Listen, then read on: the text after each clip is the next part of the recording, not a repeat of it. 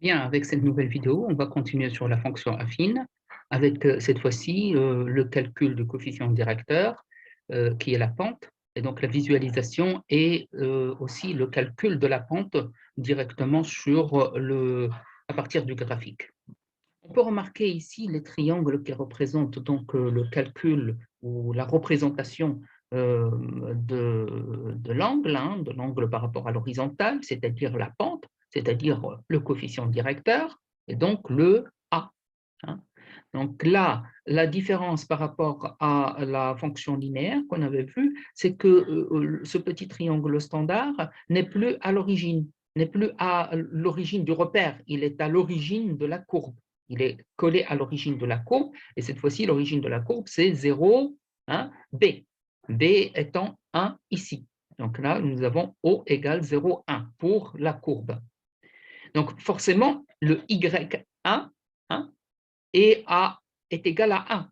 Y1 est égal à 1, et puis Y2 est égal à 1,5. D'accord? Hein? OK? Donc, mais on garde toujours, pour le côté adjacent, on garde toujours donc, une distance unitaire, c'est-à-dire de 1, hein, quelle que soit l'unité. Et donc là, en fait, on ne peut plus calculer le A en mettant, comme ici, A égale Y sur X. Hein. On doit passer à une formule un peu plus complète, hein, qui est donc,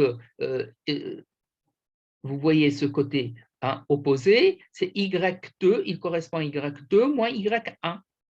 Et puis le côté adjacent, il correspond à X2 moins X1. Donc en fait, c'est cette formule que l'on va prendre.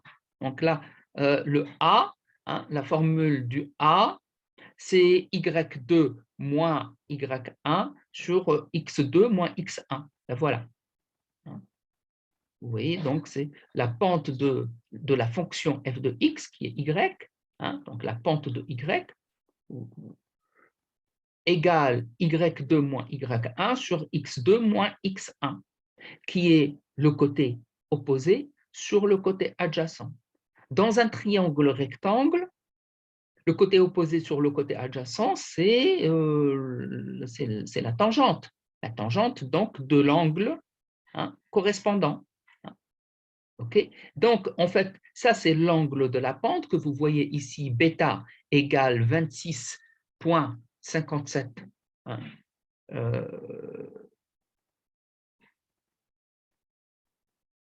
Je ne suis pas sûr si c'est en degrés ou en grade parce que le GeoGebra travaille en grade.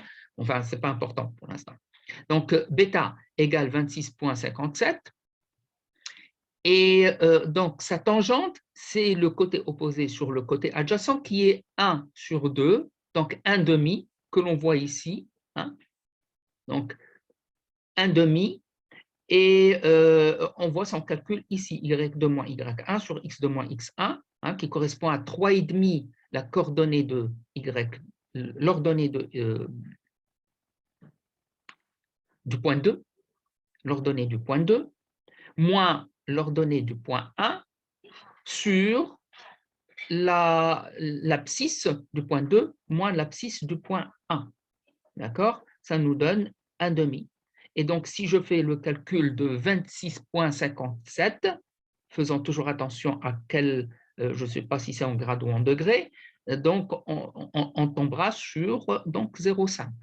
Donc, on a deux méthodes de calcul hein, de la pente, soit en utilisant la formule algébrique, hein, qui, si on a les coordonnées, si on n'a pas les coordonnées et on a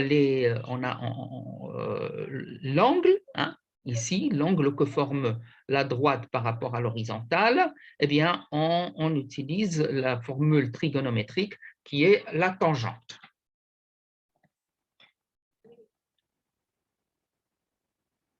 Bien, on peut s'amuser à varier hein, donc le x1 et le x2 et voir qu'est-ce que ça donne, hein, quel effet a la fonction donc, sur le x. Hein, donc, quand je prends x1 égale 3, hein, vous voyez bien que y égale f de x hein, égale à x1 plus b. hein, puisque je prends ici, je remplace le x par le x1, et donc, puisque x1 égale 3, le coefficient directeur égale 1,5, et le b, hein, qui est l'ordonnée à l'origine, hein, qu'on appelle ordonnée à l'origine, est égal à 1. Donc là, y égale 1,5 fois 3 plus 1, donc égale à 2,5. Je vérifie sur le graphique, effectivement, y1 est égal à 2,5. Si je prends x égale 5, eh bien f de x égale ax plus b égale 1,5 fois 5 plus 1 égale 3,5. D'accord? Égale 3,5. Donc, je rappelle que le 1 ici, son effet, c'est une translation par rapport à la même droite qui passe, enfin, la droite parallèle, pardon, qui passe par l'origine. Donc, si je baisse, donc si je remets ici b égale 0, eh bien, je n'ai plus donc le b.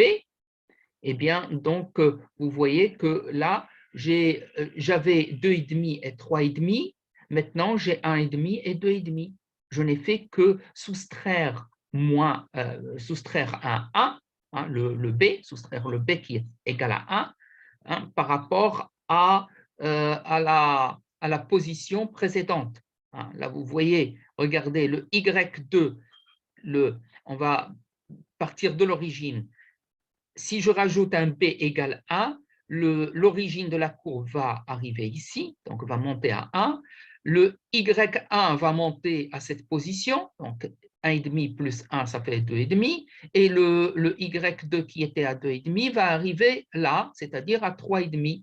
Et donc là, je vais effectuer la translation. B égale 1, c'est exactement ce que je viens de décrire. Bien, merci pour votre attention. À une prochaine vidéo.